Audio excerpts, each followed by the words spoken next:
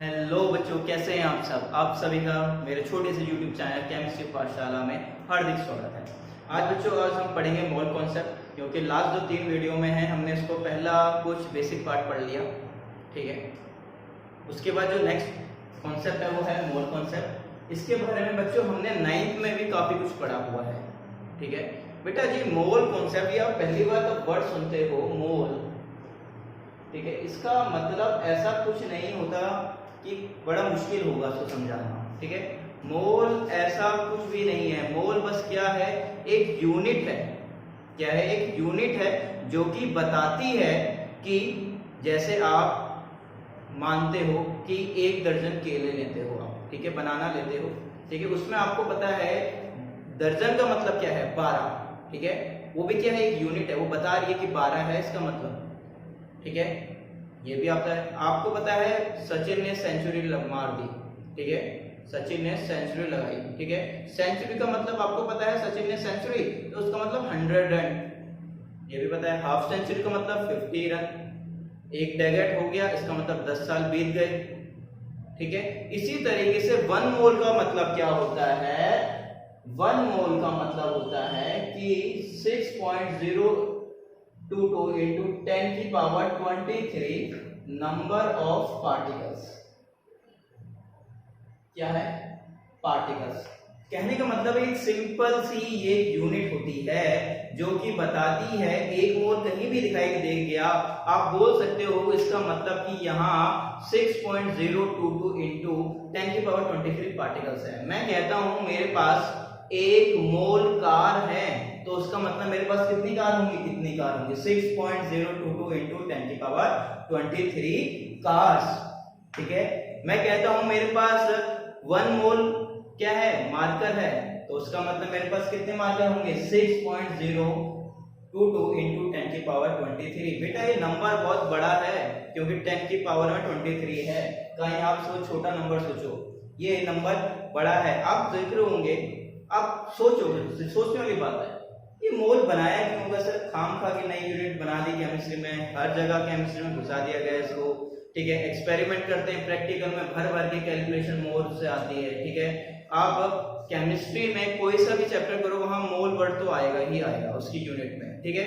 तो आपको लगता होगा सर ये क्यों केमिस्ट्री में डाल दिया, फिजिक्स में तो ऐसा कुछ नहीं है, वहां gram, KG, acceleration, simple velocity, simple से मीटर पर सेकंड, इस तरह की यूनिट चलती हैं, ठीक है। सिंपल सा है। बेटा देखो फिजिक्स और केमिस्ट्री में एक बेसिक डिफरेंस है। जो फिजिक्स है वो बड़े ऑब्जेक्ट के लिए है, वहां आप की बात करते हो कि कार एक्सेलरेट कर रही है इतनी स्पीड से, ठीक है। तो यहाँ आप इस तरह से बात नहीं करते हैं, कार की बात नहीं करते हैं, बात करते हो एटम्स की। अब एटम इतना छोटा होता है कि आप उसको देख ही नहीं सकते। अब मैंने बोला, मान लो मैं लैब में भी हूं, मैंने एक केमिकल को दूसरे केमिकल के साथ मिक्स करा, एक टीचर आया या मेरा प्रैक्टिकल में जो ले रहे थे सर वो आए, उन्होंने बोला कि बेटा चलो ठीक है, आपने एक्सपेरिमेंट करा तो आपने यहाँ कितने एटम्स मोल मिक्स करे ए के साथ बी। तो मैं क्या बोलूंगा कि सर मैंने काउंट तो करा नहीं, एटम तो दिखते ही नहीं है। फिर बोलूंगा कि सर आधी चम्मच डाला मैंने, 1 चम्मच डाला, इस तरह से मैं बताऊंगा उनको नहीं। तो छोटे टर्म्स के लिए, क्योंकि इनको बताने के लिए, मुझे किसी को एक्सप्रेस करने के लिए, ठीक है, मुझे किसी को बताने के लिए कि मैंने कितनी कैलकुलेशन करी, क्या चीज किसके साथ मिक्स करा, ठीक है, क्योंकि ये बहुत छोटे छोटे टर्म्स हैं, तो मैंने बोल दिया सर इतने सारे एटम्स। अब मैं बोलूंगा 1 मोल सर मैंने एटम मिक्स करे हैं, 1 मोल एटम मैंने मिक्स करे हैं, इसके अंदर ए के अंदर बी डाले हैं मैंने, तो मैं बोलूंगा सर 1 मोल एटम है, इसका मतलब सर 6.022 into 10 की पावर 23 एटम्स, ठीक है। वो एटम ऑक्सीजन के भी हो सकते हैं, किसी के भी हो सकते हैं, ठीक है। तो सिंपली ये कुछ भी नहीं है, मोल्स एक आपके पास एक यूनिट है जो माइक्रोस्कोपिक पार्टिकल्स के लिए निकाली जाती है, ठीक है। ये फिजिक्स में नहीं पढ़ते, इसको आप केमिस्ट्री में पढ़ते हो, ठीक है। अब आपको पता चल गया ये। अब देखो यहाँ एक छोटी सी बात आती है, मैंने बोला कि 1 मोल इक्वल टू 6.022 into 10 की पावर नंबर ऑफ पार्टिकल्स। बेटा ये पार्टिकल्स क्या हैं, ये पार्टिकल्स आपके एटम्स भी हो सकते हैं, ठीक है, ये मॉलिक्यूल्स भी हो सकते हैं, ये आयंस भी हो सकते हैं, ये पार्टिकल्स 1 मोल एटम भी हो सकता है, इसका मतलब 6.0 into 10 की पावर 23 एटम्स होंगे, मॉलिक्यूल्स भी हो सकते हैं और आयंस भी हो सकते हैं। ठीक है, ये कुछ भी ड्रम हो सकती है, किसी के भी पार्टिकल्स हो सकते हैं, एटम्स के पार्टिकल्स हो सकते हैं, मॉलिक्यूल्स के पार्टिकल्स हो सकते हैं, या आयंस हो सकते हैं बहुत सारे। ठीक है, अब देखो मुझे यहां से मास निकालना है, इसका मतलब मुझे इतने सारे पार्टिकल का मास निकालना है। मान लो मुझे इसी मोल का 1 मोल का मुझे मास निकालना है। क्या लिख सकता हूं या मैं मास ऑफ 1 मोल। ठीक है, 1 मोल की बात कर लेते हैं। ठीक है, इसका मतलब मुझे किसका निकालना है, मास ऑफ 6.022 into 10 की पावर 23। ठीक है, पार्टिकल्स, इतने पार्टिकल्स का मुझे मास निकालना है। ठीक है, देखो mass of 1 mole equal to mass of 6.022 into 10 की पावर 23 पार्टिकल्स। इतने का मुझे मास निकालना पड़ेगा। कहने का मतलब इतने सारी चीजों का मुझे मास कैलकुलेट करना पड़ेगा, तो कितना भारी होगा, बहुत भारी होगा। फील तो ऐसा रहा है कि सर इतने सारी चीजें हैं 10 की पावर 23, तो उनका मास थोड़ा थोड़ा भी होगा तो बहुत सारा हो सकता है, ऐसा ही होता है बेटा। ठीक है, और जब भी हम मोल का मास निकालते हैं उसे हम बोलते हैं मोलर मास। क्या बोलते हैं, मोलर मास। इसे हम क्या बोलते हैं, मोलर मास। यहां से जो टर्म आई है वो आती है मोलर मास, इसको हम बोलेंगे मोलर मास। और ये जरूर याद रखना बेटा, मोलर मास की आप यूनिट यूज करते हो वो हमेशा ग्राम में यूज करोगे। यहाँ जो मोलर मास की आप यूनिट यूज करने वाले हो, क्योंकि ये मास है तो ये ग्राम में यूज करोगे। ठीक है, जो मोलर मास होता है वो हमेशा ग्राम में होता है। इसको मैं चेक करके दिखाता हूँ कि किस तरीके से आपने इसको ग्राम में निकाला। ठीक है, क्योंकि इससे पहले हमने तब बात करी थी एटॉमिक मास की, तो हमने एएमयू और यू की बात करी थी, फिर मैंने इसको मास स्पेक्ट्रोमीटर से आपको ग्राम में सिखाया था। उसी तरीके से मैं यहां निकालूंगा। ठीक है, देखो एग्जांपल ले लेते हैं। मुझे निकालना है मास of 1 mole of oxygen atom. मुझे क्या निकालना है, 1 मोल ऑफ ऑक्सीजन एटम। इसका क्या निकालना, मास निकालना है। तो मैं लिख सकता हूं यहां कि सर 1 मोल, इसका मतलब क्या है sir, 1 mole into mass of oxygen atom. बात एक ही है, बात कोई डिफरेंस नहीं है। मैंने यहाँ इकट्ठा लिखा था, यहाँ मैंने इनटू के साथ लिख दिया। ये बोल सकता हूँ कि सर 1 मोल का निकालना है, इसका मतलब 1 मोल का into mass of oxygen atom 1, या मास ऑफ 1 ऑक्सीजन एटम 1 की बात कर लो। क्योंकि 1 मोल तो एक क्वांटिटी है, तो मैं बोल सकता हूं कि सर 6.022 into 10 की power 23 into mass of 1 oxygen atom. ठीक है, और बेटा ये जो आया था ना हमारा 6.022 into 10 की पावर 23, ये हमारा Na भी होता है। Na का मतलब क्या है बेटा, एवोगैड्रो नंबर। ठीक है, एवोगैड्रो नंबर, इसको हम एवोगैड्रो नंबर बोलते हैं। ठीक है, ये हमारा Na से रिप्रेजेंट करते हैं, क्योंकि बार बार इतना बड़ा लिखने की जरूरत नहीं है, आप सीधा Na लिख सकते हो। तो मैं यहां लिख सकता हूं Na। ठीक है, और मास ऑफ 1 ऑक्सीजन एटम, ये मैंने आपको एटॉमिक मास में सिखाया था कि मास ऑफ 1 ऑक्सीजन एटम कैसे निकाल सकते हो। तो मैंने तब निकाला था तो 16 AMU आया था, 16 AMU आया है। ठीक है, अभी देखो ग्राम में यूनिट नहीं आई है, ये तो पार्टिकल्स है, नंबर ऑफ पार्टिकल्स है ये, और ये AMU में मैंने यूनिट लिखी है इसकी। बच्चों याद होगा आपको, तो मैंने मास स्पेक्ट्रोमीटर आ गया था, तो मैंने आपको बताया था कि आप AMU को ग्राम में चेंज कर सकते हो। मैंने बताया था आपको आप AMU को ग्राम में चेंज कर सकते हो, और वहां मैंने आपको एवोग्राम के बारे में बताया था। ठीक है, तो यहाँ जो 1 AMU होता है वो 1/Na होता है, Na ग्राम। यहाँ AMU को मैंने ग्राम में चेंज करा तो 1/Na आया। अब मैं यहाँ उसकी वैल्यू पुट करूंगा तो देखो Na into 16 into AMU क्या है, 1 AMU, 1/Na। ग्राम में आ गई आपकी यूनिट, आपका Na से Na कट जाएगा तो यहाँ आपका 16 ग्राम। ठीक है, यहाँ आपका क्या आ गया, 16 ग्राम। और ये भी क्या है, मास of 1 mole of oxygen atom. Sir ये तो बड़ा कॉमन सा लग रहा है हमारे पास, क्योंकि सर हम मास ऑफ ऑक्सीजन एटम लेते थे वो भी 16 U होता था। सर हम जब मास ऑफ ऑक्सीजन एटम लेते थे वो भी 16 U या AMU होता था। ठीक है, ऊपर का मैं मिटा देता हूं।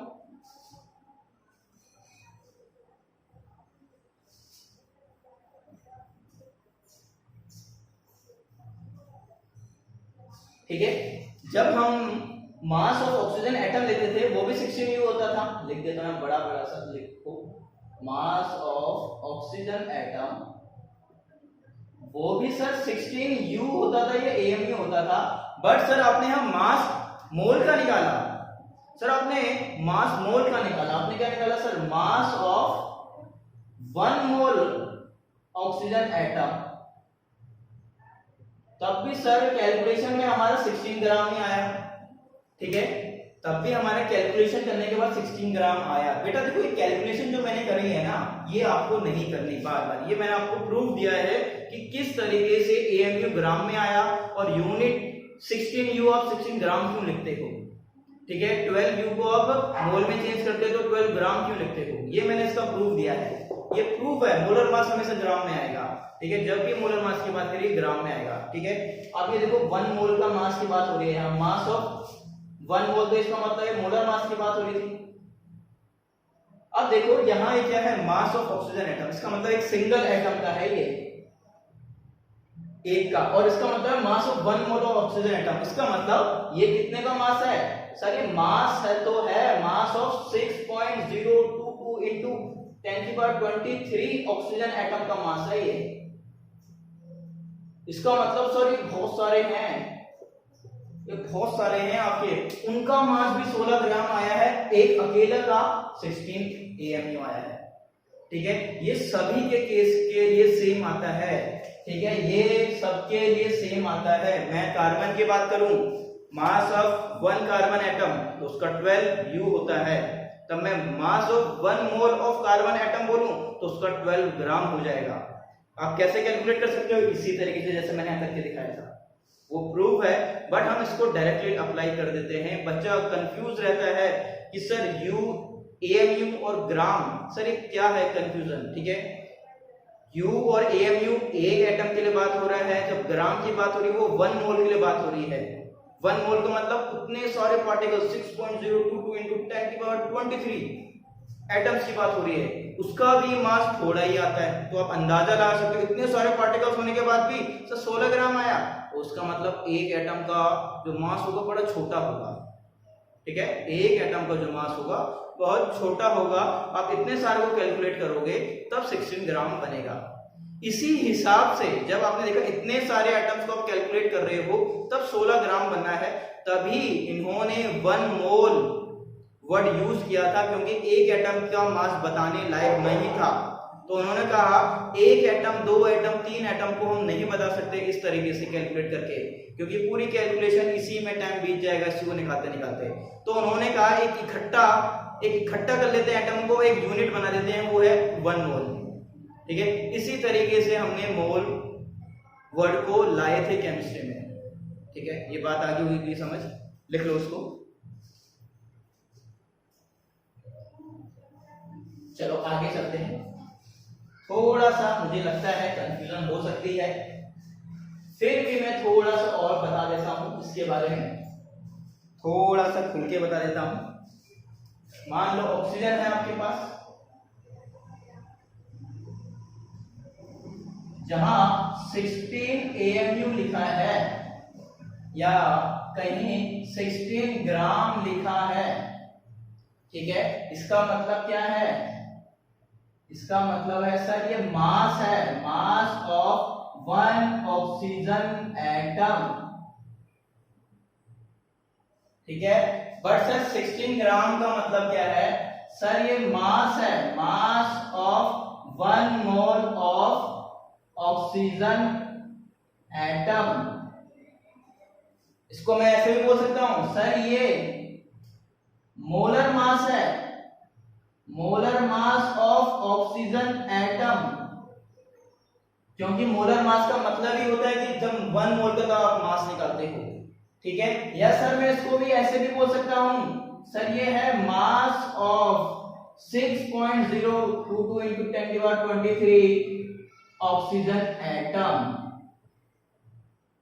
ठीक है। आपके पास बहुत सारी चीजें हैं बताने के लिए इसको, ठीक है। आप इस तरीके से इसको बता सकते हो, और इसकी ग्राम में यूनिट आ रही है तो आप इसको ये भी बोल सकते हो। और एटम की बात करें, ऑक्सीजन एक एटम है और ये ग्राम में यूनिट आ रही है, तो सर ये ग्राम एटॉमिक मास है ऑक्सीजन का। क्या है ये? ग्राम एटॉमिक मास है, क्योंकि ये एटम था, एक अकेले ऑक्सीजन की बात कर रहा था मैं। ये बात आगे समझ। इसको हम 4 तरीके से लिख सकते हैं, अलग अलग किताबों में अलग अलग वर्डिंग यूज होती है, या क्वेश्चनों में मिक्स अप कर दिया जाता है तो बच्चा कंफ्यूज। सारा कॉन्फिडेंस डाउन, ठीक है। कंफ्यूज नहीं होना, इसलिए मैंने लिख दिया। इसका मतलब अकेले एटम की बात हो रही थी, इसका मतलब पूरे इतने सारे एटम्स की बात हो रही है, ठीक है।